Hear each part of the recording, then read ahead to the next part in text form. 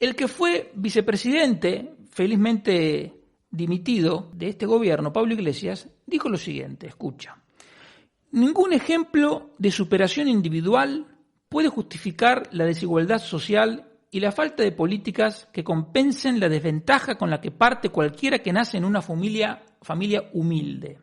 Lo dijo hablando de meritocracia. Y luego añadió que el 75% de los 100 más ricos de España lo son porque heredaron, no porque sean el más listos ni porque hayan hecho un servicio fantástico a la comunidad. En primer lugar, en España hay un sistema de salud y de educación por lo cual una persona, por más humilde que sea, puede estudiar hasta la secundaria de manera gratuita. E incluso, si es una persona aplicada, puede estudiar mediante becas prácticamente de manera gratuita también en la universidad, que ya de por sí está subvencionada entre 2/3 y un 75% según la comunidad autónoma. Además, hay un sistema de salud en el que tú te presentas y te atienden de manera gratuita, ¿sí? Y no hay ningún partido que quiera desmontar esos dos pilares, ni el educativo ni el de salud. Una cosa es querer mejorarlo, querer darle a la gente la posibilidad de elegir y que no sean rehenes, por ejemplo, que tengan que elegir una escuela únicamente dentro de un determinado distrito, etcétera, etcétera. Solo hablando de los sistemas de salud y educación que hay en España, no se puede decir que hay una falta de política que compensen la desventaja con la que parte cualquiera que nace en una familia humilde. Justamente hay dos poderosas políticas, la salud y la educación, que buscan compensar eso. Y de hecho lo compensan, porque hay mucha gente de origen humilde que logra hacer una carrera de estudios y luego una carrera profesional. El problema con los comunistas, como Pablo Iglesias, no es que en España, digamos, que una persona humilde carezca de oportunidades. El problema es que los comunistas quieren llegar a la igualdad de resultados y no igualdad de oportunidades. Y esto viene desde el Manifiesto Comunista de Carlos Marx y Federico Engels, que decían aquello de a cada cual según su necesidad. Es decir, dos personas hacen el mismo trabajo. Uno tiene 8 hijos y el otro es soltero. Bueno, aunque hagan el mismo trabajo, el que tiene 8 hijos cobra mucho más que el otro.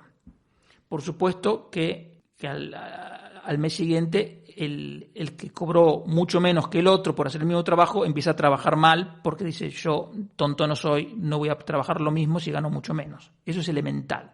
La igualdad de resultados, que es lo que se busca con la redistribución del ingreso, solo se puede intentar por medios violentos. ¿Y esto qué significa? Que para igualar los resultados, para redistribuir el ingreso, la única manera es robarle a unos para dárselo a otros. Y eso es algo totalmente arbitrario y algo totalmente contrario a la libertad.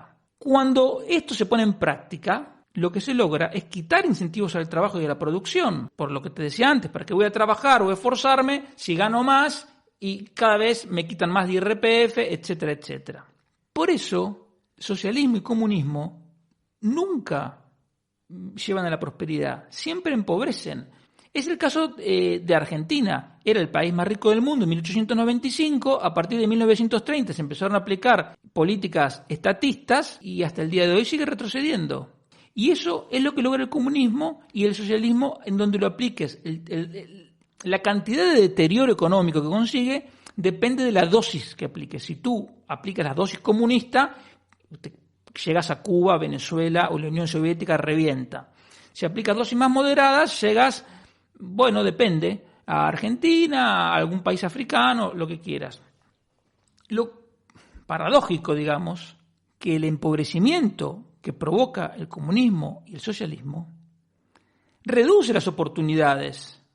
Y por eso, al reducirse las oportunidades, socialismo y comunismo son enemigos de todos, pero en particular de los más pobres, porque tienen menos oportunidades. Las oportunidades de prosperidad en el comunismo son a partir de medios políticos de hacer carrera en el partido único que gobierne. Por otro lado, la igualdad de oportunidades es imposible, porque siempre va a haber algún grado de disparidad en los ingresos de distintas familias. Pero aunque lograras que los ingresos de dos familias fuesen exactamente iguales, y que tuvieran los mismos ahorros, todo exactamente igual, los hijos de esas familias no tendrían las mismas oportunidades, porque los padres tendrían, por ejemplo, inclinaciones distintas. A uno le gustaría leer más y tendría un montón de libros en la casa y le podría explicar al chico muchas cosas, y resulta que al otro padre le gusta el fútbol. Y entonces sabrá otras cosas, pero no tendrá los conocimientos culturales. Entonces las oportunidades no van a ser las mismas.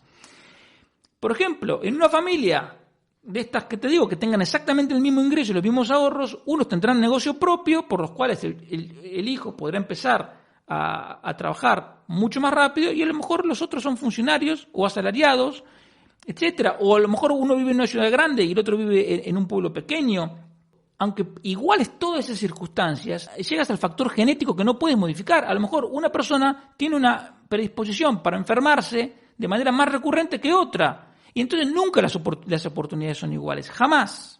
Y aunque pudieras inclusive igualar de alguna manera las características genéticas, hay algo que no se puede igualar, pero esto que te voy a decir para un comunista es irrelevante, y es que los individuos justamente son individuos, son únicos, por lo tanto cada uno tiene sus gustos, sus preferencias, sus inclinaciones, su pasión o menos pasión.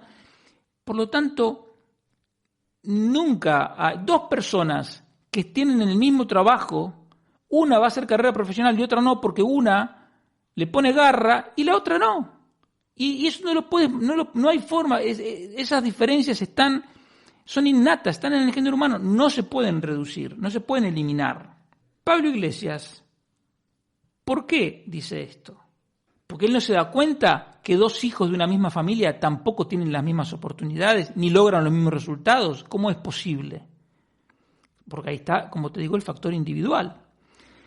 Yo creo que Pablo Iglesias se da cuenta. Lo que pasa es que él, como buen comunista que es, y además no es tonto, quiere, por un lado, excitar el resentimiento, porque no olvidemos que para ellos el Edén comunista es el resultado de una revolución, de un conflicto violento. Entonces, un comunista siempre está buscando el conflicto, porque es después del conflicto que llega el comunismo.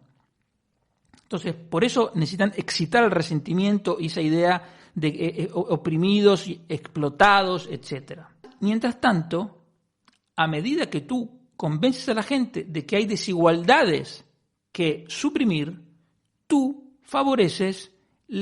justificas una creciente intervención estatal, que sería la forma lenta de también llegar al comunismo, porque a medida que va avanzando el Estado, te vas acercando a una economía planificada de tipo soviético.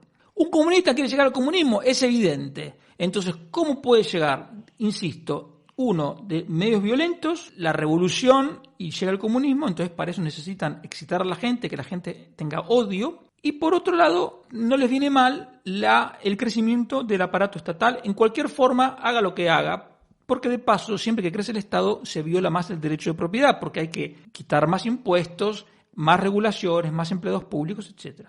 Y en cuanto a lo que decía de la falta de mérito, lo que decía Pablo Iglesias de la falta de mérito de ese 75% de los más ricos de España, que no tienen mérito, según él, porque han heredado su fortuna, no me sorprende esa opinión, por el manifiesto comunista.